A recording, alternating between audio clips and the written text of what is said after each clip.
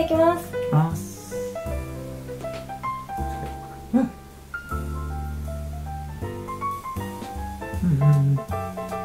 軽い。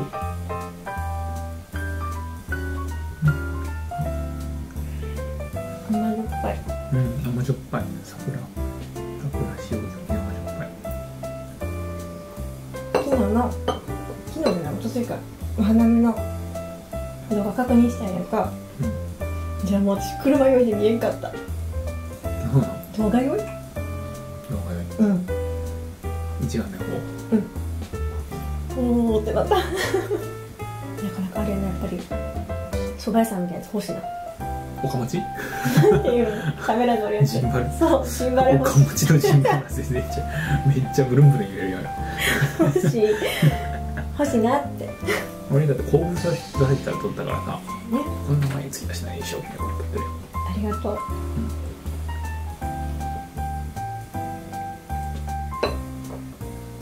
い。はい。ごちそうさまでした。ごちそうさまでした。